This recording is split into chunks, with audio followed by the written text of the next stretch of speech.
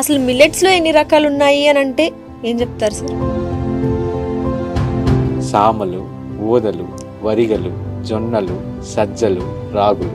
ఒక్క రాగులు తీసుకుంటేనే రాగుల్లో 150 రకాల రాగులు ఉన్నాయి. మిల్లెట్స్ అనేవి కూడా అలానే న్యాచురల్గా ఉన్నవి. దురదృష్టము ఇప్పుడు వాటిని కూడా హైబ్రిడ్ చేయడం స్టార్ట్ చేశారు. మనకి నార్మల్ ఫుడ్ తిని కూడా 100 ఏళ్ళు బతికిన వాళ్ళు ఉన్నారు. దేనివల్ల అంటారు?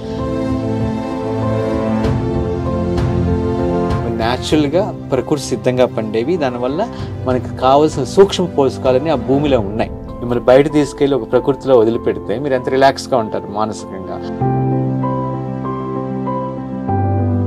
Without physical activity, if you take any healthy food, there is no sense of eating that food. 1 kg గోధుమ కానీ బియ్యం కానీ పండించడానికి 4000 లీటర్లు నీళ్ళు అవసరం. ఒకప్పుడు మిల్లెట్స్ని పేదవాడి ఆహారం అనేవాడు. రైస్ ఇవన్నీ కూడా జమీందారు ఆహారం అనేవాడు.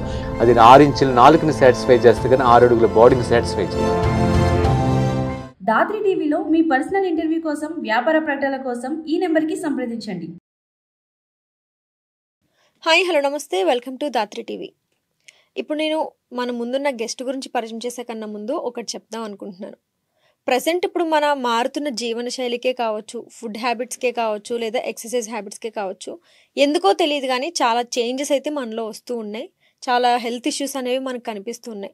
అవి దేనికోసం అని అడిగితే కొంతమంది ఫుడ్ అంటారు, కొంతమంది ఎక్సర్సైజ్ అని అంటారు. అలా ఎవరికి నచ్చింది వాళ్ళు చెప్తూ ఉంటారు. అసలు దేనికి ఇదంతా అవుతుంది అనేది మనం ముందున్న గెస్ట్ని అడిగి తెలుసుకుందాం. ఆయన ఎవరో కాదు, మిల్లెట్ రాంబాబు గారు. Hi sir. నమస్కారం. సో ఫస్ట్గా మిమ్మల్ని అడగాలనుకున్న క్వశ్చన్, మీ పేరులోనే ఉంది మిల్లెట్ రాంబాబు గారు అని చెప్పి. సో మిల్లెట్స్కి సంబంధించింది కాబట్టి జనరల్గా మిల్లెట్స్ అని అనగానే గుర్తొచ్చేది ఎవరికన్నా తెలిసేది ఒక 4 రకాలు, 3 రకాలు. కొంతమందికి ఆ మిల్లెట్స్ అంటే కూడా ఏవో తెలియని వాళ్ళు కూడా ఉంటారు. అసలు మిల్లెట్స్లో ఎన్ని రకాలు ఉన్నాయి అని అంటే ఏం చెప్తారు సార్? అంటే మిల్లెట్స్ అంటే మిల్లెట్ అంటే చిరుధాన్యాలు, సిరిధాన్యాలు, తృణధాన్యాలు ఎన్నో రకాలుగా పిలుస్తాము. ఇవి గడ్డి ధాన్యాలు. అంటే న్యాచురల్గా మనకి ప్రకృతి సిద్ధంగా ప్రకృతిలో వచ్చేటువంటి చిన్న వాన కానీ అలాంటి వాటితోటి న్యాచురల్గా పండుతాయి. వీటికి ఎఫర్ట్స్ అక్కర్లేదు. వీటిలో ఆల్మోస్ట్ మన ఇండియాలో ఒక 10 రకాల చిరుధాన్యాలు దొరుకుతాయి, మిల్లెట్స్ దొరుకుతాయి. మనకు వచ్చేటప్పటికి ఆల్మోస్ట్ ఒక 9 దాకా మన దక్షిణ భారతదేశంలో దొరుకుతాయి. మనకున్న వాతావరణ ప్రభావం వల్ల ఇక్కడ మిల్లెట్స్ని పండించేదానికి చాలా అనువైన భూమి ఉంది మనకి, మంచి సాయిల్. వాటిల్లో కూడా కొన్నిట్లో ఏంటంటే కొన్ని మిల్లెట్స్, ఒక మైనర్ మిల్లెట్స్ అని చాలా స్మాల్గా ఉన్న మిల్లెట్స్ని ఒరిస్సా అటు సైడ్ ట్రైబల్ ఏరియాస్ ఇప్పటికీ పండిస్తారనమాట. అవి ఇంకా ప్రాచుర్యం రాలేదు, ఎందుకంటే మేబీ అవి స్థానికంగా బండే ఉంటాయి. అదేవిధంగా ఒక్కొక్క మిల్లెట్లో ఎన్నో డైవర్సిఫైడ్ టైప్స్ ఉంటాయి. ఇప్పుడు వంకాయ తీసుకుంటే మనకి వంకాయ అనగానే మనకి ఎన్నో రకాల వంకాయలు ఉంటాయి. పొడుగు వంకాయలు, పొట్టి వంకాయలు, ఒక తెల్ల వంకాయలు, పర్పుల్ కలర్, ఇలా. అలానే ఒక్క రాగులు తీసుకుంటేనే రాగుల్లో 150 రకాల రాగులు ఉన్నాయి. అంటే ఎర్రగా ఉన్నవి, పేల్ కలర్లో ఉన్నవి, బ్రౌన్గా ఉన్నవి, కొంచెం వైటు అండ్ కొంచెం బ్రౌన్ కలర్ మిక్స్ అయిన వెరైటీస్ అలా ఉంటాయి. అదేవిధంగా జొన్నలో తీసుకుంటే సీత జొన్నని, కాకి ముట్టని జొన్నని, తెల్ల జొన్నని, ఎర్ర జొన్నని, అలా డైవర్సిఫైడ్ ఉన్నాయి. అవన్నీ ఒక్కొక్క దాంట్లో డైవర్సిఫైడ్. మెయిన్గా మనకి ఇక్కడ 9 రకాల వెరైటీస్ దొరుకుతాయి. మనకి 9 నుంచి 10 వెరైటీస్ దొరుకుతాయి. దాంట్లో కొర్రలు, ఆరికలు, అండకొర్రలు, సామలు, ఊదలు, వరిగలు, జొన్నలు, సజ్జలు, రాగులు. ఇవి మనకి బాగా దొరికేటువంటి మిల్లెట్స్ ఇక్కడ మన దక్షిణ భారతదేశంలో అనమాట. వాటిలో కూడా మీకు పల్నాడు ఏరియా వెళ్ళారనుకోండి, పల్నాడు అంటే ఇటు గుంటూరుకి ఇటు సైడ్, గుంటూరు ముందు వచ్చిన పిడుగురాళ్ళ ఇటు సైడ్ అంతా, పల్నాడు ఏరియా అంతా కూడా మనకి వరిగళ్ళు అనేది ట్రెడిషనల్గా క్రాప్ కనిపిస్తుంది. అదేవిధంగా ఇటు ఏజెన్సీ ఏరియా, విశాఖపట్నం అటు సైడ్ ఏజెన్సీ ఏరియా అనుకోండి, అక్కడ కొర్రలు, సామలు బాగా దొరుకుతాయి అన్నమాట. నెల్లూరు అటు సైడ్ వెళ్ళేటప్పటికి ఒకప్పుడు, ఇప్పుడు తగ్గిపోయినాయి, ఇప్పుడు మళ్ళీ రివైవ్ అవుతున్నాయి. ఆరికలు ఎక్కువ తినేవాళ్ళు, ఆరికన్నం ఒకప్పుడు పాత రోజుల్లో. ఇంకా రాయలసీమ అంతా వెళ్ళారనుకోండి, అక్కడ మనకి అండకొర్రలు ఉంటాయి. అదేవిధంగా రాగి రొట్టె, రాగి ముద్ద అటు సైడ్ అంతా ఎక్కువ ఉంటుంది అనమాట.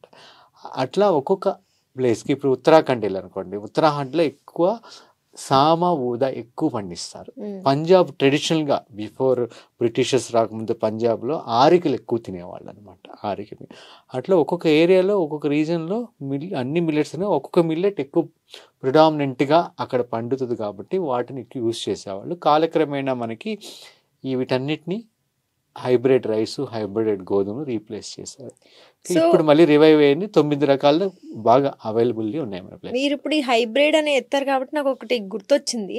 సో ఈ మిల్లెట్స్ లో కూడా హైబ్రిడ్ లా చేసే ఛాన్స్ ఉందని అంటారా? అంటే ఖచ్చితంగా అవి కూడా చేస్తారు. ఫేక్ చేయొచ్చు అని అంటారా? ఫేక్ అని కాదు, హైబ్రిడ్ ఎందుకు చేస్తానంటే ప్రొడక్షన్ పెంచేదానికి.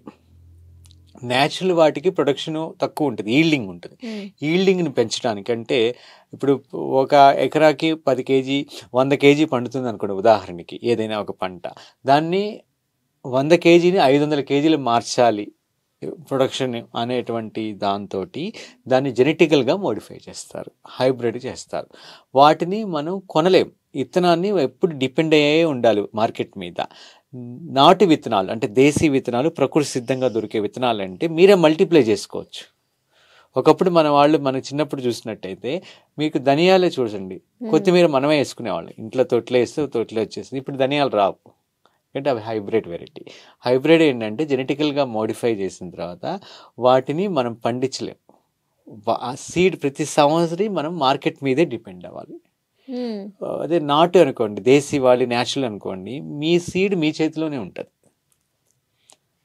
అప్పుడు మీరు ఎన్నిసార్లు అయినా దాన్ని మల్టిప్లై చేసుకొని ఒకసారి పండించుకొని మీకు సరిపడే తిని మిగతా గింజలు నెక్స్ట్ ఇయర్కి నెక్స్ట్ క్రాప్కి దాచుకోవచ్చు. ఎప్పుడైతే మన చేతిలోంచి మన సీడ్ బయటికి వెళ్ళిపోయిందో మన మార్కెట్ మీద డిపెండ్ అవ్వటం. అందుకే రైతుల ఆత్మహత్యలు అన్నీ ఎందుకు జరుగుతాయంటే వాళ్ళ సీడ్ వాళ్ళ చేతిలోంచి వెళ్ళిపోయింది. ఎవ్రీ ఇయర్ వాళ్ళు పండించుకున్న అవును. సీడ్లో కొంచెం అమౌంట్ దాచుకొని నెక్స్ట్ ఇయర్కి వాళ్ళు ఉండేవాళ్ళు, ఊర్లో పంచుకునేవాళ్ళు, ఒకరికొకరు హెల్ప్ చేసుకునేవాళ్ళు. నా దగ్గర సీడ్ లేదా మీ దగ్గర తీసుకొని నెక్స్ట్ ఇయర్ మీకు నేను ఇచ్చి ఆ మీ పంట దగ్గర పండిన తీసుకొని తర్వాత నెక్స్ట్ అలా ఇయర్ ఇచ్చి ఒకరికొకరు అలా. మార్పిడి చేసుకుంటా వాళ్ళకి వాళ్ళు సెల్ఫ్ సస్టైన్గా బతికారు. No depend on the market.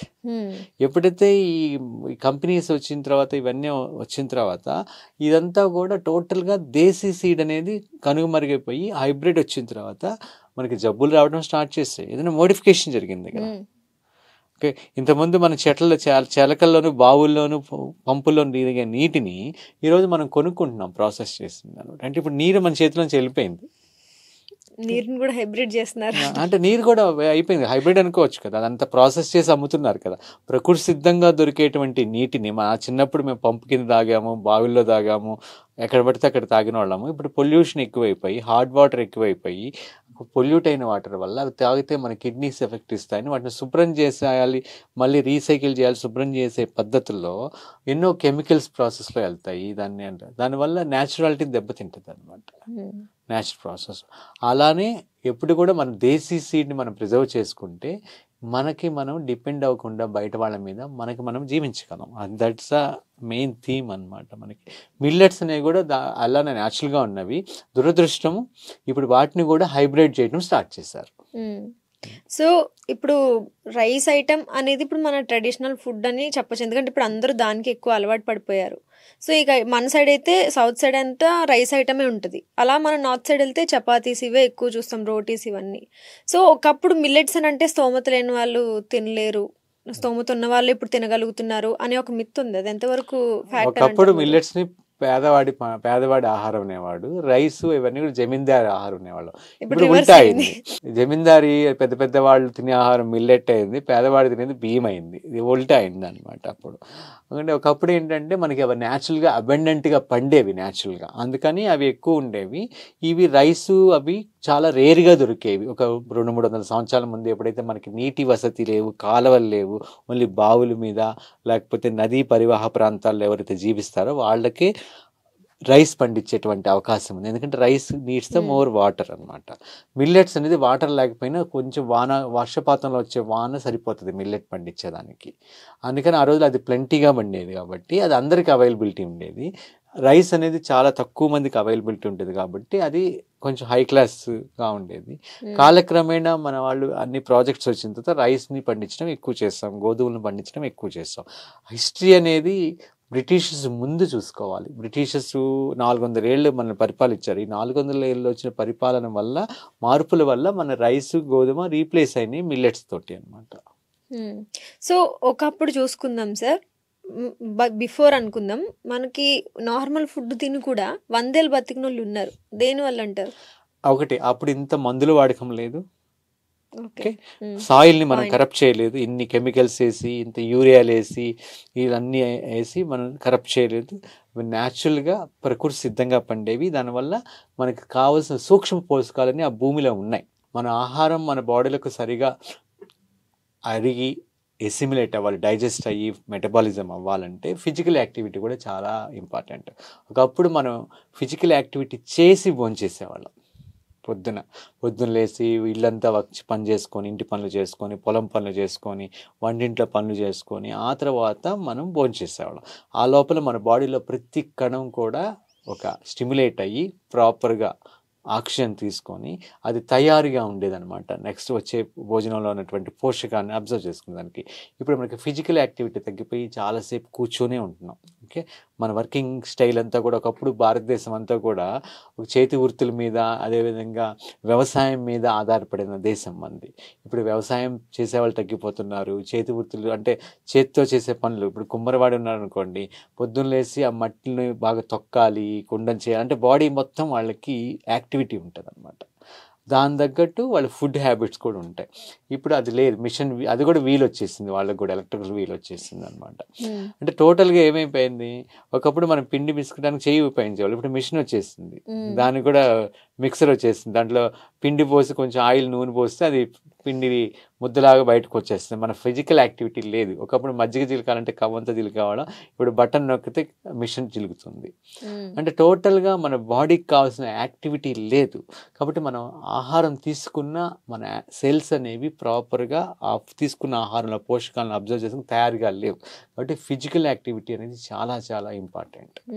అది ఉంటేనే we are eligible for the food. So మీరన్నది చూసుకుంటే ఇప్పుడు మనం యాక్టివ్గా లేము అనడానికి ఓన్లీ ఎక్సర్సైజులు వాటి వల్లనే మనం ఎందుకు ఇలా అయిపోతున్నాం అని అనుకునే కన్నా ఫుడ్ వల్లనే ఎందుకు మనం బ్లేమ్ చేస్తున్నాం, ఫుడ్ చేంజ్ వల్లే మనం ఇలా అవుతున్నాం అన్నట్టు కూడా మిత్తుంది. మీకు ఒక్కటే ఒకటి ఎగ్జాంపుల్, 1 month మీరు పొద్దున్న లేచి వాకింగ్ చేయండి, ఆ రోజంతా యాక్టివ్గా ఉంటారు. ఎందుకంటే మీ బాడీలో ఆక్సిజన్ పోయింది. మీరు ఎప్పుడైతే ఒక పని చేయడం స్టార్ట్ చేస్తారో బాడీ తెలియకుండానే ఆక్సిజన్ తీసుకుంటుంది, లోపలికి డిమాండ్ చేస్తుంది అనమాట.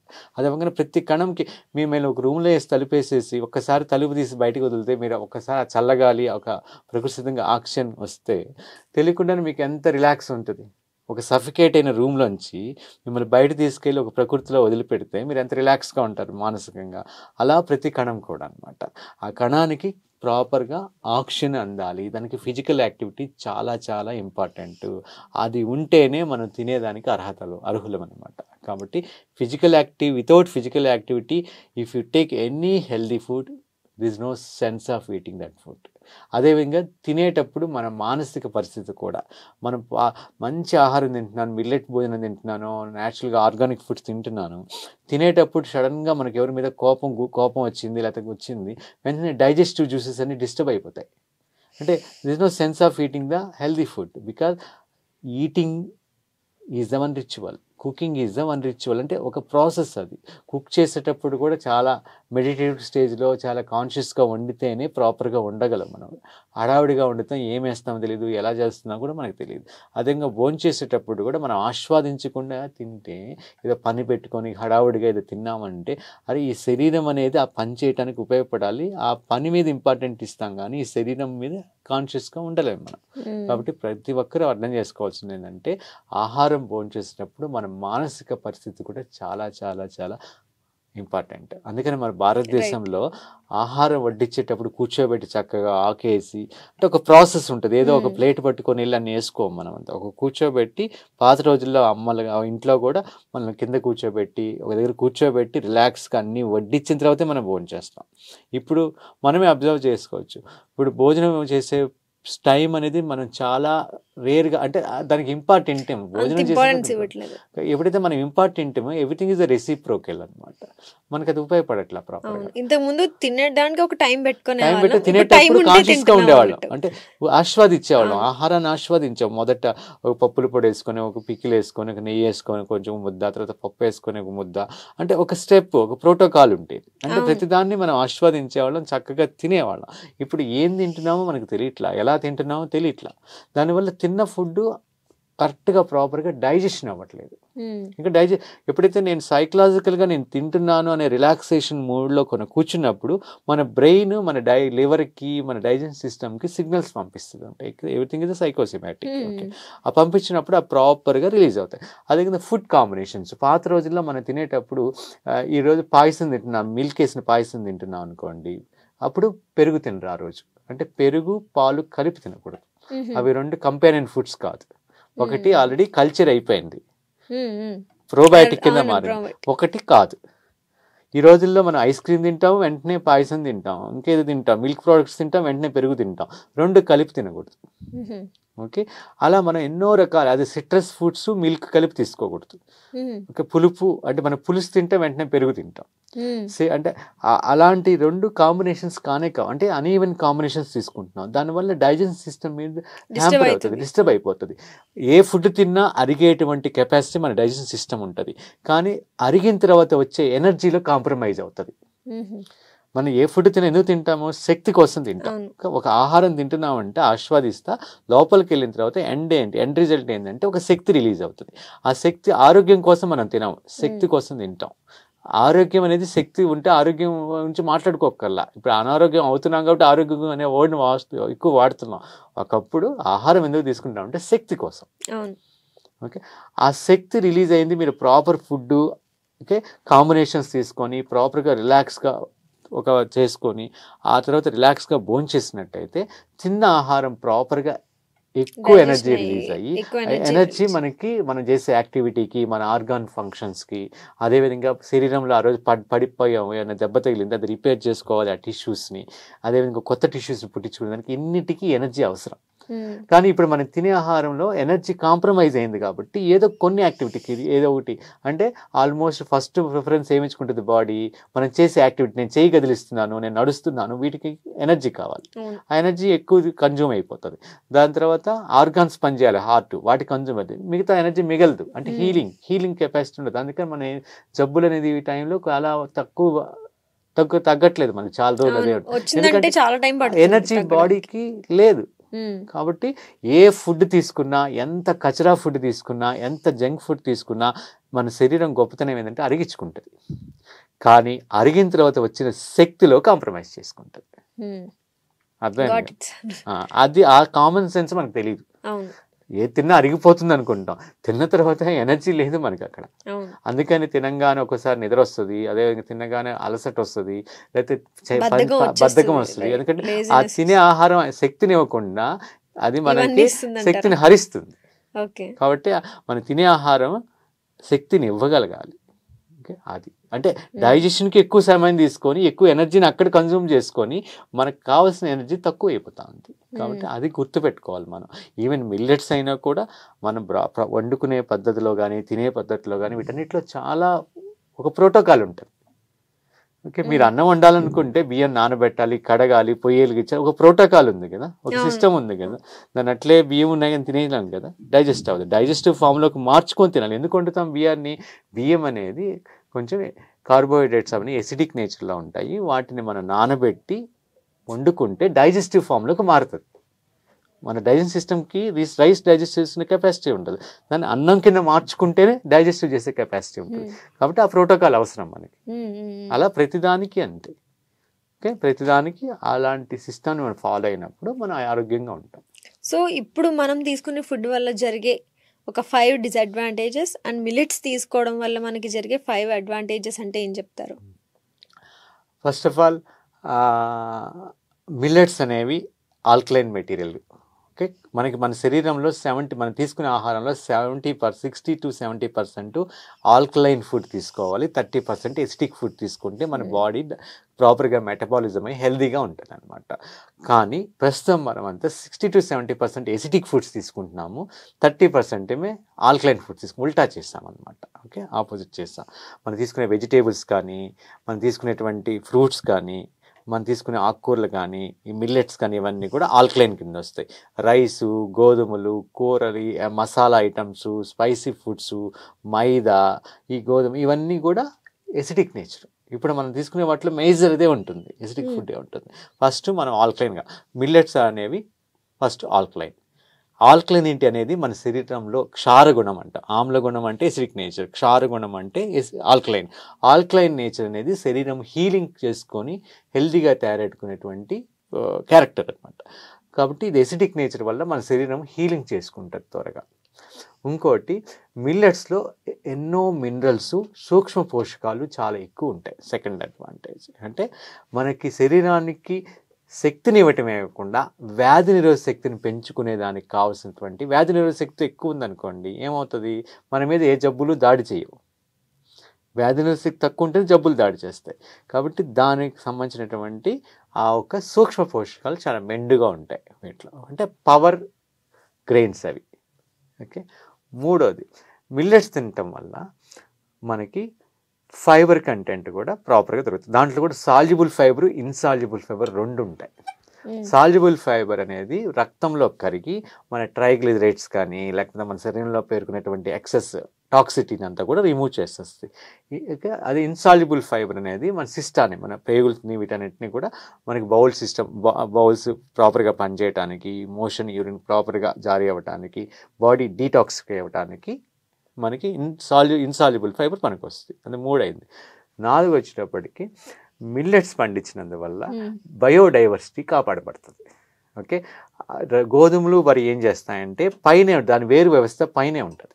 1 కేజీ గోధుమ కానీ బియ్యం కానీ పండించడానికి 4000 లీటర్లు నీళ్ళు అవసరం ఉంటాయి. అదే 1 కేజీ మిల్లెట్ పండించడానికి 300 లీటర్లు నీళ్ళు సరిపోతాయి. అది 4000, ఇది 300 నుంచి 400, ఎంత 100, చాలా ఎక్కువ అనమాట. 10 times మోర్ వాటర్, అంత వాటర్ అది తీసుకుంటుంది. దీనివల్ల భూమి, మన నీటి వ్యవస్థను సంరక్షించుకోవచ్చు. ఇంకోటి ఏంటంటే నాలుగోది మిల్లెట్స్ అనేవి పండించినందువల్ల మిల్లెట్స్ ఎంత పైకి వస్తాయో అంత లోపలికి వేరు వ్యవస్థ వెళ్తుంది, చాలా గట్టిగా ఉంటుంది. రైస్ని ఇలా పీకితే వచ్చేస్తుంది ఈజీగా. అందుకని దానికి ప్యాంపర్ చేయాలి, నీళ్లు పెడుతూ ఉండాలి, బయట నుంచి కొన్ని తీసుకుంటే. రైతు అనేది సున్నితంగా ఉంటుంది అనమాట, రైస్ కానీ గోధుమ కానీ. మిల్లెట్ అనేది ఏంటంటే అది న్యాచురల్గా ఎన్నో సంవత్సరాల నుంచి జెనెటికల్గా ఎలా తయారైందంటే అది వర్షగానికి పండుద్ది కాబట్టి పైకి ఎంత పెరుగుతూ 5 అడుగులు అంత లోపలికంటూ అది వేరు వ్యవస్థ లోపలికంటూ గట్టిగా వెళ్ళి అక్కడి నుంచి తనకు కావాల్సిన పోషకాలను ఎత్తుక్కొని తెచ్చుకుంటుంది. దీంతో ఆ సాయిల్ని ఎన్రిచ్ చేసి నెక్స్ట్ క్రాప్కి తయారు చేస్తుంది, అంటే భూమిని ఎన్రిచ్ చేస్తుంది. ఓకే. దీనివల్ల మినరల్స్ అనేవి ఎక్కడున్నా అంత దూరం ఆ వేరు వ్యవస్థ లోపలికి వెళ్ళింది కాబట్టి ఆ మినరల్స్ కూడా ఆ ఒక గింజలోకి వెళ్ళి మనకి సూక్ష్మ పోషకాలు వస్తాయి. కాబట్టి ఇదొకటి. ఇంకోటి ఏంటంటే మన రైతుల్ని సంరక్షణ అనమాట. దీనికి మెయింటెనెన్స్ తక్కువ. అదే అర్థవ్యవస్థ, మన ఫుడ్ అనేది అర్థవ్యవస్థ కూడా. మన ఎకనామిక్స్, మనం పండించే ఫుడ్ మన ఎకనామిక్స్ అవుతుంది. మనం పండించే ఫుడ్ రైతులు సంక్షేమం అవ్వాలి. మనం పండించేటువంటి ఫుడ్ జీవ వైవిధ్యం అయ్యి మన జీవ వైవిధ్యాన్ని, ప్రకృతిని కాపాడగలగాలి. మనం తినేటువంటి ఆహారం అనేది మన ఆరోగ్యాన్ని ఇవ్వాలి. ఇన్ని రకాలుగా చూస్తే మిల్లెట్స్ బెనిఫిట్స్ ఇవన్నీ. ఓకే. అదేవిధంగా ఇప్పుడు ప్రస్తుతం తీసుకున్న ఫుడ్స్లో ఉన్నటువంటి డిసడ్వాంటేజ్ ఏంటంటే చాలా వరకు ప్రిజర్వ్ ఫుడ్స్ తింటున్నాం మనం. ఆ ప్రిజర్వేటివ్స్ అనేవి కెమికల్స్. ఈ కెమికల్స్ ఏం చేస్తాయంటే లోపలికి వెళ్ళి డైరెక్ట్గా మన లివర్ మీద, కిడ్నీ మీద ఎఫెక్ట్ ఇచ్చి లివర్ ఫెయిల్యూర్స్ కానీ, కిడ్నీ ఇష్యూస్ కానీ వస్తాయి. అదొకటి. సెకండ్ వచ్చేసి అవన్నీ తిన్నందువల్ల మన గట్ సిస్టమ్ అంతా డిస్టర్బ్ అయిపోతుంది. ఓకే. గట్లో గుడ్ బ్యాక్టీరియా అనేది చంపేస్తాయి. దానివల్ల మనకి ఎన్నో రకాలైన డిసీజ్, గట్ అనేది ప్రాపర్గా లేకపోతే అక్కడి నుంచే మనం తినే ఆహారం ఇక్కడే డైజెస్ట్ అవుతుంది, ఇక్కడి నుంచి ఎనర్జీ వెళ్తుంది. ఆ సిస్టమే మనకి కరప్ట్ అయినప్పుడు మనకి ఎన్నో రకాలైనటువంటి క్యాన్సర్స్ దగ్గర నుంచి, అల్సర్స్ దగ్గర నుంచి ఇవన్నీ వచ్చేటువంటి అవసరం. అంటే గట్ సిస్టమ్ ప్రాబ్లం, అదేవిధంగా కిడ్నీస్ని, లివర్ని ప్రాబ్లం చేస్తుంది. ఇంకోటి ఎనర్జీ ఉండదు వాటిలో, డెడ్ ఫుడ్స్ లాగా అనమాట. ఎక్కువ ఫ్రై చేసుకొని, ఎక్కువ మనం తీసుకున్నాం కాబట్టి, ఎక్కువ బేక్ చేసి తింటున్నాం కాబట్టి, అది మైక్రో లెవెల్లో ఆ వాటర్ సిస్టాన్ని, ఫుడ్ అనేది ఎప్పుడు కూడా లూబ్రికేషన్గా ఉండాలి, తడిగా లూబ్రికేషన్గా ఉండాలి డైజెస్ట్ అవ్వడానికి. అదే డ్రైగా ఫుల్గా ఉన్న ఆయిల్ ఫ్రైస్, మనకి బేకింగ్ ఫుడ్ తీసుకునే వల్ల ఇన్సైడ్ మైన్యూట్ లెవెల్లో ఉన్నటువంటి జీవాన్ని కూడా చంపేస్తుంది. ఓన్లీ కార్బోహైడ్రేట్స్ ఇవే మిగులుతాయి, కానీ మినరల్స్ ఇవన్నీ కూడా కొన్ని వైటమిన్స్ మెయిన్గా టోటల్గా చచ్చిపోతుంది. డెడ్ ఫుడ్ వల్ల మనకి ఎనర్జీ అనేది రాదు. మనం తీసుకున్న ఫుడ్ నుంచి మనకి ప్రాపర్గా అది 6 ఇంచుల నాలుగుని సాటిస్ఫై చేస్తే కానీ 6 అడుగుల బాడీని సాటిస్ఫై చేయదు. ఓకే, ఓన్లీ 6 ఇంచుల నాలుగు కోసం తింటున్నాం అంతే. 6 ఇంచుల బాడీ 6 అడుగుల బాడీని అది కరప్ట్ చేస్తుంది. ఇంకోటి ఏంటి, దానివల్ల రైతులకి మెయింటెనెన్స్ ఎక్కువ ఖర్చు పెట్టాలి, నీళ్లు పెట్టాలి, ఎక్కువ ఎన్నోసార్లు పెట్టాలి, దానికి బయట నుంచి మెయింటైన్ చేయాలి. ఇంకోటి ఏంటంటే జీవ వైవిధ్యాన్ని కూడా అవి కాపాడలేవు. నా ప్లేట్లో ఉన్న ఆహారము నా లోకల్ డైవర్సిటీని కాపాడగలగాలి. ఇన్ని రకాలుగా అది అడ్వాంటేజ్, ఇన్ని రకాలుగా ఇది డిసడ్వాంటేజ్. సో ఈ మిల్లెట్ ఫుడ్ అనేది అందరికీ సూటబుల్ ఫుడ్ అని చెప్తారా? ఎందుకంటే ప్రెగ్నెంట్ లేడీస్ ఉంటారు, షుగర్ పేషెంట్స్ ఉంటారు, బీపీ పేషెంట్స్ ఉంటారు. సో ఏది ఉన్నా కూడా ఇది అందరికీ సూటబుల్ ఫుడ్ అని అంటారు. ఖచ్చితంగా అమ్మ సూటబుల్, కానీ కొన్ని వండుకునే విధానం వేరు ఉంటుంది. ఇది మిల్లెట్స్ని మినిమం 4 నుంచి 8 గంటల సేపు నానబెట్టుకోవాలి. ఓకే, నానబెట్టకుండా తింటే అరగదు. ఎందుకు నానబెట్టాలంటే దాంట్లో ఫైబర్ కంటెంట్ అనేది చాలా సాఫ్ట్గా మారాలి మనకు అరగాలంటే. అందుకని 4 నుంచి 6 గంటలు, మినిమం 4 గంటలు, మ్యాక్సిమం 8 అవర్స్ నానబెట్టుకొనే తినాలి. అలా కాకుండా హడావుడిగా మనకు కడిగేసి పొయ్యి మీద ఎక్కిస్తే మనకి డైజెషన్ అవ్వదు. అంటే ఇప్పుడు మనం నార్మల్ రైస్ వండుకున్నట్టయితే వండుకోకూడదు అని అంటారు. ఇప్పుడు మనం వండుకునే రైస్ హాఫ్ అన్ అవర్ ముందు సోక్ చేసి పెట్టుకుని వండేసుకుంటే అయిపోతుంది. సో ఇది అలా అవ్వదు అని ఇది మీకు పొద్దున వండుకోవాలంటే రాత్రి నానబెట్టడం, చాలా టైం ప్రాసెస్ తో కూడుకుని నానబెట్టుకోవటం అంతే, ప్రాసెస్ ఏమి ఉండదు. నానబెట్టడం అంటే ఒక పప్పు నానబెట్టినట్టే రైస్ కూడా 8 అవర్స్ నానబెడితేనే మిల్లెట్స్ డైజెస్ట్ అవుతాయి. ఫస్ట్ థింగ్ మిల్లెట్లో అదొకటి. ఇంకో సైంటిఫిక్గా చూస్తే ఎప్పుడైతే గింజను నీళ్ళలో వేసామో అది జర్మినేషన్ ప్రాసెస్లోకి వెళ్ళింది కదా.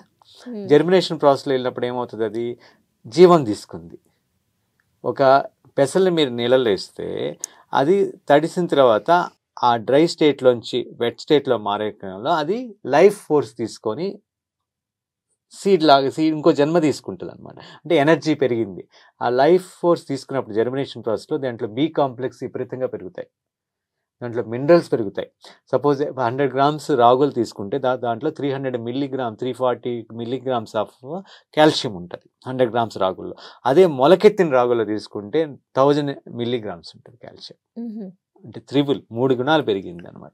అలా నీళ్ళల్లో మిల్లెట్ కానీ, బియ్యం కానీ, కందిపప్పు కానీ ఏమైనా అట్లా నానబెట్టుకొని తిన్నందువల్ల మనకి శక్తి పెరుగుతుంది, దాంట్లో న్యూట్రిషియస్ వాల్యూ పెరుగుతుంది, ఈజీగా అరిగేటువంటి స్టేట్లోకి మారుతుంది. దాంట్లో ప్రోటీన్ అనేది ఈజీగా అరిగేటువంటి స్టేట్లోకి మారుతుంది. కాబట్టి నానబెట్టుకొని తినాలి. ఇఫ్ అలా అవ్వలేదు సార్, నానబెట్టుకోలేదు, ఫాస్ట్గా తినేసే వాళ్ళు ఉంటారు, కొంతమంది ఫాస్ట్గా చేసుకునే వాళ్ళు ఉంటారు. అలా నానబెట్టకుండా ఒక హాఫ్ అన్ అవర్ గంట నానబెట్టుకుని డైలీ ఇంకా అదే ప్రాసెస్ ఫాలో అయ్యారు. అప్పుడు మనకి ఏమైనా ప్రాబ్లమ్స్ వచ్చే అవకాశం అంటే నానబెట్టుకోవాలి, అది మ్యాండేటరీ. ఫస్ట్ దానికి ఏం చేసుకోవాలంటే నెలకు ఒకసారి ఒక 10 kg నానబెట్టుకొని ఒకేసారి ఎండబెట్టుకొని వాసుకోవచ్చు. అప్పుడైతే అవి వెంటనే ఒక హాఫ్ అన్ అవర్ అట్లా నానబెట్టుకుని వండేసుకోవచ్చు. ఒక నెలకు 10 kg మనం వండుకుంటున్నాం అనుకోండి, ఒకేసారి 6 గంటలు నీళ్ళలో పోసి ఎండపోసేసుకొని దాన్ని పక్కన పెట్టుకుని దాన్ని రోజంతా వాడుకోవచ్చు. అదొక ప్రాసెస్ దాంట్లోకి. అదొకటి. వండేటప్పుడు ఖచ్చితంగా కొంతమందికి డైజెస్ట్ ప్రాసెస్ ఉంటే దాంట్లో కొంచెం కొబ్బరి నూనె కానీ, నెయ్యి కానీ ఒక 2 స్పూన్లు వేసి వండుకోవచ్చు. అదేవిధంగా దాంట్లో కొంచెం జీలకర్ర కానీ, కొంచెం వాము కానీ వేసుకొని వండుకుంటే ఈజీగా అరుగుతాయి అనమాట. ఇనిషియల్ స్టేజ్గా మన స్టమక్ అనేది ఒక రైస్కి అలవాటు పడిపోయింది. సడన్గా మనం ఇంకో దగ్గర చేంజ్ అయినప్పుడు మన బాడీ, మన సైకలాజికల్గా కూడా మనం ప్రిపేర్ అవ్వం. ఇನ್ನು మిల్లెట్ అంటే ఏదో జబ్బు తగ్గిస్తుందని కాన్షియస్ కానీ దాన్ని ఎంజాయ్ చేయడం చాలామంది. కాబట్టి ఆ మిల్లెట్ని ఎంజాయ్ చేయాలంటే నానబెట్టుకోవాలి. అదేవిధంగా ఖచ్చితంగా వండుకునేటప్పుడు కొంచెం నూనె కానీ, నెయ్యి కానీ ఒక స్పూన్ వేసుకొని, కొంచెం జీలకర్ర కానీ, వాము కానీ ఫస్ట్ స్టార్ట్ చేసిన వాళ్ళు వేసుకుంటే ఖచ్చితంగా వాళ్ళకి ఈజీగా అరుగుతుంది అనమాట. సో ఈ మిల్లెట్ ఫుడ్స్ అనేది పిల్లలకి పెట్టచ్చా? పిల్లలకి ధారాళంగా పెట్టచ్చమ్మా. అసలు ఆఫ్రికన్ కంట్రీస్లో అయితే వాళ్ళు మిల్లెట్ ఫుడ్డే వాళ్ళ స్టేపుల్ ఫుడ్. వాళ్ళు 6 months నుంచే పెడతారు. ఓకే, కాకపోతే మనం ఇట్లా నానబెట్టేసి వాళ్ళకి దానికి ఇంట్రెస్టింగ్గా దాన్ని మనం పిల్లలకి అనుకోండి వాళ్ళకి స్మూతీ లాగా తయారు చేయొచ్చు. ఇప్పుడు రాగిలు ఉన్నాయి, మొలకెత్తిన రాగి పిండి తీసుకొని ఆ పిండిని కొంచెం లైట్గా గంజిలాగా కాసి ఇలా అలవాటు చేయాలి. దాంట్లో వేసి దాంట్లో కొంచెం 2-3 ఖర్జూరం వేసి, ఒక పండిన అరటిపండు వేసి, కోకోనట్ మిల్క్ వేసి కొంచెం మిక్సీ చేసి ఇస్తే స్మూతీ లాగా తయారవుతుంది. ఓకే. ఆ విధంగా వాళ్ళకి ఇచ్చేది వాళ్ళకి టేస్టీగా ఇవ్వగలగాలి. ఓకే. ఇప్పుడు కొబ్బరి ఉంది, కోకోనట్ పచ్చి కొబ్బరి తీసుకొని దాన్ని ఖర్జూరాన్ని వేసి దాంతోపాటు ఏదో ఒక కొర్ర పిండినో వాటిని రోస్ట్ చేసి ఒక లడ్డులాగా చేసి ఇవ్వచ్చు వాళ్ళకి. అలా వాళ్ళకి ఇంట్రెస్టింగ్ ఏది ఉంటో ఆ విధంగా. ఇప్పుడు పిల్లలకి ఇడ్లీ రోజు బోర్ కొట్టింది అనుకోండి, ఆ ఇడ్లీలో కొంచెం బీట్రూట్ జ్యూస్ చేస్తే పింక్ కలర్ వస్తుంది, పాలకు పలుపు కలిపితే గ్రీన్ కలర్ వస్తుంది. ఈ విధంగా ఇంట్రెస్టింగ్గా వాళ్ళకి ఏ విధంగా మనం తినిపించవచ్చు అనేది మన చేతిలో ఉంటుంది అనమాట. పిల్లలు ఎప్పుడు కొత్తదనం కోరుకుంటారు. ఆ కొత్తదనం తగ్గట్టు మనం చక్కగా వీటిని ఆ విధంగానే తయారు చేయొచ్చు. ఇప్పుడు దోశలాగా పోసాము, దోశను పోసి దాంట్లోనే కొంచెం నట్స్, రోస్టెడ్ నట్స్ అన్నీ వేసేసి, కొంచెం వెజిటేబుల్స్ అన్నీ వేసి, కొంచెం ఏదో ఒకటి క్రీమ్ లాగా వెన్న పూసేసి ఇట్లా రౌండ్ రోల్ లాగా చేసేసి, అట్లా ఏదో ఒక అట్రాక్టివ్గా మనం చేసి ఇవ్వగలిగితే పిల్లలకు కూడా చక్కగా తింటారు మిల్లెట్స్ని. అదేవిధంగా పాయసం లాగా, పొంగల్ లాగా, ఉప్మా లాగా, వెజిటేబుల్స్ ఎక్కువ వేసి ఉప్మా లాగా ఆ విధంగా తయారు చేసినా కూడా ఇంట్రెస్టింగ్గా తింటారు. మనం కూడా తినొచ్చు ఆ విధంగా మనం ఇంట్రెస్టింగ్గా, రుచిగా ఎలా చేసుకోవాలో అలా చేసుకున్నట్టయితే ఖచ్చితంగా అందరూ తినగలం వాటిని. కొన్ని రోజులు అలవాటు అయిన తర్వాత మన బాడీ దాన్ని యాక్సెప్ట్ చేస్తే సైకలాజికల్గా యాక్సెప్ట్ చేస్తాం. ముందు సైకలాజికల్ యాక్సెప్టెన్స్ ఇష్యూ ఇక్కడ. సార్ ఇప్పుడు మనకి ఎన్నో రకాల ఎగ్జాటిక్ ఫుడ్స్ అనేవి వచ్చినాయి కదా, అంటే నూడిల్స్ కావచ్చు, మనకి ఫ్రైడ్ రైస్లు కావచ్చు, ఇవన్నీ.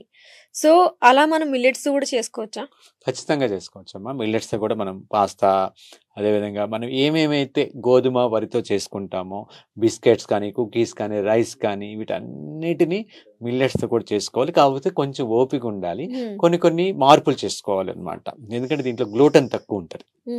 మీకు గోధుమలో గ్లూటన్ ఉంటుంది ఎందుకంటే బైండింగ్నెస్ ఎక్కువ ఉంటుంది, జిగురు ఉంటుంది. కాబట్టి మనకి దాన్ని చపాతీ లాగా అన్ని చేసుకోవచ్చు. దీన్ని కూడా చేసుకోవచ్చు. దీనికి కొంచెం ఇప్పుడు దీన్ని రొట్టి చేయాలనుకోండి, మనకి చపాతీ పిండిని కూడా ఓన్లీ నీళ్లు కలిపి ఉప్పు కలుపుకొని మనకు పెట్టుకుంటే చపాతీ వస్తాయి. దీంట్లో అలా రాదు అనమాట. దీనికి ఏం చేయాలంటే, సపోజ్ ఎగ్జాంపుల్ ఒక రొట్టి చేసుకోవాలనుకోండి, మనకు గ్లాసు కొర్రపిండి కానీ ఏ పిండి తీసుకున్నా ఒక గ్లాసు ఆల్మోస్ట్ అంతే వాటర్ తీసుకొని, అది మరిగేటప్పుడు కొంచెం ఆయిల్ కానీ నెయ్యి కానీ వేసుకొని, కొంచెం ఉప్పు వేసుకొని, టేస్ట్ కోసం ఇంకా వామ్ అలానే వేసుకోవచ్చు. మెయిన్ ఏంటంటే మరిగే నీటిలో కొంచెం ఉప్పు, ఆయిల్ కానీ నెయ్యి కానీ వేసుకొని, అది బాగా మరుగుతున్నప్పుడు ఈ పిండిని పోసేసి వెంటనే స్టవ్ ఆపేసేసి ఒకసారి కలబెట్టి మూత పెట్టి ఒక 1/2 అవర్ వదిలేయాలి. దమ్ మూత. అప్పుడు దాన్ని గట్టిగా చేతికి నూనె కానీ నెయ్యి కానీ రాసుకొని ఒక పీట మీద బాగా ఒత్తుకోవాలి. నీట్ చేసుకుంటే దాంట్లో జిగురు చపాతీ పిండి దాన్ని చపాతీలాగా చేసుకొని కాల్చుకోవచ్చు. ఓకే. అది దాన్ని చపాతీలాగా చేసుకునేసి దాన్ని కూడా చిన్న చిన్న పాస్తా లాగా కట్ చేసుకుని, రౌండ్గా మ్యాకరోనీ లాగా కట్ చేసుకొని మనం దాన్ని నీళ్ళల్లో ఉడికిచ్చేసేసి దాన్ని మన పాస్తా లాగా కూడా చేసుకోవచ్చు మనం పిల్లలకి. దానికి వైట్ సాస్ కావాలనుకోండి, మనకి బయట కెమికలైజ్డ్ అవన్నీ ఉంటాయి, వైట్ సాస్ అంటే దానికి కార్న్ఫ్లోర్ అని కాకుండా ఫుల్ మక్కని ఉంటుంది కదా మనకి, లోటస్ సీడ్స్, దాన్ని లేత కొబ్బరి ఉంటుంది, అది కొంచెం ఆలు, ఉడకబెట్టిన ఆలు, వీటన్నిటిని కూడా కోకోనట్ మిల్క్ కానీ బాదం మిల్క్లో కానీ మనం రుబ్బుకుంటే వైట్ సాస్ తయారవుతుంది.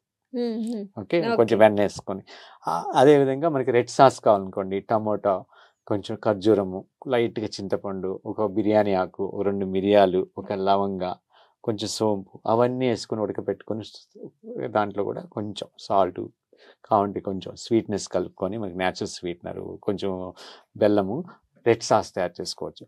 మస్టర్డ్ తీసుకొని, మనకి మస్టర్డ్ ఉంటుంది కదా, దాన్ని కొంచెం దాంట్లోనే కొంచెం మస్టర్డ్ ఆయిల్ కానీ కోకోనట్ ఆయిల్ కానీ వేసుకొని, కొంచెం బెల్లము, కొంచెం ఖర్జూరం లాంటిది వేసుకొని బాగా మెత్తగా రుబ్బుకుంటే మస్టర్డ్ సాస్ తయారవుతుంది. ఇట్లా అన్నీ కూడా ఈటబుల్ న్యాచురల్గా వేసుకొని, దాంతోపాటు మన పాస్తా లాంటివి రోల్స్ లాగా, ఇప్పుడు ఒక రోల్ చేసుకున్నాం, అట్లా రొట్టి చేసాం, ఆ రొట్టి మీద ఈ సాసెస్ అన్ని పెట్టుకొని కొంచెం టోస్ట్ చేసిన వెజిటేబుల్స్ వేసుకొని, పెప్పర్ ఇవన్నీ వేసుకొని కొంచెం టేస్టీగా రోల్ చేసుకొని కట్ చేసుకొని, అట్లా అందంగా, అంటే పిల్లలకి ప్రజెంట్ జనరేషన్స్కి మనం అలా ఇవ్వచ్చు. బిస్కెట్స్ చేసుకోవచ్చు, కుకీస్ చేసుకోవచ్చు, అదేవిధంగా కేక్స్ చేసుకోవచ్చు.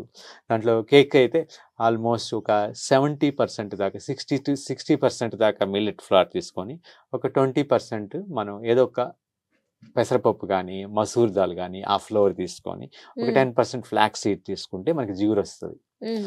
ఆ విధంగా ఆ పిండితో తీసుకొని మనం బేక్ చేసుకోవచ్చు కేక్స్ లాగా. అలా కొంచెం కలిపేవి కూడా ఆరోగ్యాన్ని ఇవ్వగలగాలి. ఓకే. మనం ఏం కలుపుతున్నామో ఆ పప్పు కానీ అవన్నీ కలర్ కలర్ బీట్రూట్ జ్యూస్కి వెళ్తే అది బీట్రూట్ కూడా మన హెల్త్. అవును అవును అంటే మనకి కలిపే అంటే వస్తువు కూడా కలర్స్ యాడెడ్ వాల్యూ ఇవ్వాలి వాడకుండా మన హెల్త్కి. ఓకే, ఏదో కలర్ వేస్తాం రంగు ఆర్టిఫిషియల్ కలర్ అంటే again it disturbs the our gut system అనమాట. కాబట్టి ఆ విధంగా మనం కొంచెం ఓపిక్గా కొంచెం ఇన్నోవేటివ్గా చేయగలిగితే హెల్దీగా చేసుకోవచ్చు, ఇన్నోవేటివ్గా చేసుకోవచ్చు. ప్రజెంట్ జనరేషన్స్ని అంటే ప్రజెంట్ జనరేషన్కి బిస్కెట్ తినద్దు, పాస్తా తినద్దు అని మనం చెప్తే వినరు, ఎందుకంటే బయట అంత ఇన్ఫ్లుయెన్స్ ఉంది. దానికి సబ్స్టిట్యూట్గా ఇవన్నీ చూపించగలిగితే తింటారు. ఇప్పుడు పిల్లల్ని బయటికి వెళ్ళి ఇది తినద్దు అది తినద్దు అంటే 100 మంది తింటా వీళ్ళొక్కరు ఆగలేరు కదా. అవును మనకు కాన్షియస్ వచ్చిందని చెప్పి పిల్లలకి అంత కాన్షియస్ రాదు కదా, వాళ్ళు ఇన్ఫ్లుయెన్స్ అవుతారు. వాళ్ళకి సబ్స్టిట్యూట్గా చేయగలిగితే అప్పుడు అది తినరు. మా మమ్మీ కూడా మా ఇంట్లో కూడా ఇది చేస్తున్నారు, ఇది తింటాను టేస్టీగా ఉందని, అప్పుడు వాళ్ళకి సబ్స్టిట్యూట్ చూపించగలగాలి. కాబట్టి దానికి కొంచెం ఓపిక ఉండాలి, కొంచెం ఇన్నోవేటివ్ ఉండాలి. అంటే పాత రోజుల్లో తీరిగ్గా వంటింట్లో వండుకునేవాళ్ళు కాబట్టి అన్నీ కూడా ఇన్నోవేటివ్గా ఉండేవాళ్ళు. ఇప్పుడు మన మైండ్ ఆక్యుపై అయిపోయింది టీవీస్లో ఫోన్స్లో అవును అంతా, అందుకని అంత టైం ఇవ్వట్లా. అంటే అవును కిచెన్ అనేదే మన కిచెన్ అనేదే మన ఆయుర్వేదిక శాల, మన వంటశాలే మన వైద్యశాలగా అవ్వాలి. అదేవిధంగా ప్రతి వంటవాడు వైద్యుడిగా మారగలగాలి. ఓకే, ఈ వంటవాడు వైద్యుడిగా మారి ఏ ఋతువులో ఎలాంటి ఋతువులో ఏమేమి ఆహారం తీసుకోవాలి, ఏ కాంబినేషన్స్ తీసుకోవాలనుకుంటే అప్పుడు హాస్పిటల్ దాకా మనిషి వెళ్ళడు, ఎందుకంటే ఇక్కడే కరెక్ట్ అయిపోయాడు. అవును ఈడెప్పుడైతే కరెక్ట్గా వండలేదో, వీడు ఎప్పుడైతే కరప్ట్ అయ్యాడో ఫుడ్తో, అప్పుడే హాస్పిటల్కి వెళ్ళాల్సి వస్తుంది. కాబట్టి వంటవాడే వైద్యుడిగా మారాలి. మన వంటిల్లే వైద్యశాలగా మారిన రోజు మనం ఆరోగ్యంగా ఆనందంగా తయారయ్యి పరమాత్ముడు ఇచ్చినటువంటి ఈ శరీరాన్ని చాలా యాక్టివ్గా ఆనందంగా తయారు చేసుకొని మనకున్న కోరికలో మనకున్న యాంబిషన్స్ను చక్కగా ఆస్వాదిస్తా నిర్వర్తించుకునేదానికి ఒక అవకాశం ఉంటుంది. కాబట్టి ఈ శరీరం అనేది ఒక ఇన్స్ట్రుమెంట్గా ఉండాలంటే ఈ కాన్షియస్ అనేది ఖచ్చితంగా ఉండాలి. Thank you so much sir, ఇంత మంచి వాల్యుబుల్ ఇన్ఫర్మేషన్ మాతో షేర్ చేసుకున్నందుకు థ్యాంక్ యూ సో మచ్. చాలా మీ వాళ్ళకి కూడా, మీ ప్రేక్షకులందరికీ కూడా ధన్యవాదాలు తెలుపుకుంటూ, అందరూ కూడా వాళ్ళ వంటిల్ని వైద్యశాలగా మార్చుకోవాలి. కొంచెం కాన్షియస్గా వంటశాలలో వండేటప్పుడు ఉండగలిగితే మనకి ఆరోగ్యంగా ఆనందంగా మన కుటుంబం ఉన్నప్పుడు చాలా మనశ్శాంతిగా జీవించగలం. ఒక్కింట్లో ఒక్కరికి కొంచెం అనారోగ్యం ఉన్నా కూడా మన మైండ్ అంతా డిస్టర్బ్ అవుతుంది. మన శరీరంలో ఒక్క దగ్గర ముళ్ళు గుచ్చుకుంటే శరీరం అంతా సఫర్ అవుతుంది. అలాగా మన ఇంట్లో ఒక్కరికి అనారోగ్య సమస్యలు ఉన్నా కూడా మనం ఎంతో మానసికంగా హాస్పిటల్ చుట్టూ తిరగాలి, మెడిసిన్స్ వేసుకోవాలి, ఆర్థికంగా దెబ్బతింటాము, మానసికంగా ఆనందంగా ఉండలేం. కాబట్టి కొంచెం conscious cooking, conscious eating is the many అంటే కాన్షియస్ ఈటింగ్, కాన్షియస్ కుకింగ్ ఇవన్నీ కూడా మనకి ఖచ్చితంగా ఎంతో హెల్ప్ చేస్తాయి. మిల్లెట్స్ని ఖచ్చితంగా మీ ఆరోగ్యం అంటే మీ డైట్లో చేర్చుకొని మెల్లమెల్లగా తినగలిగినంత, అంటే ఒక పొంగల్ లాగా, ఒక పాయసం లాగా, ఒక పెరుగున్నం లాగా మనం ఏవైతే ఈజీగా తినగలమో వాటితో మొదలుపెట్టి తర్వాత మెల్లమెల్లగా అలవాటు చేసుకోవాలని కోరుకుంటూ మరొక్కసారి అందరికి కూడా నమస్కారం. సో చూసారు కదండి, రాంబాబు గారు చెప్పినట్టు మిల్లెట్స్ని అలవాటు చేసుకోవడానికి ట్రై చేయండి. ఆ మిల్లెట్స్ వల్ల మనకు వచ్చే హెల్త్ బెనిఫిట్సే కావచ్చు, వాటి వాల్యూస్ కావచ్చు, మిల్లెట్ రాంబాబు గారు మనకు చాలా చక్కగా ఎక్స్ప్లెయిన్ చేశారు. మళ్ళీ ఇంకొక ఎపిసోడ్తో మళ్ళీ మీ ముందుంటాం. అంతవరకు సెలవు.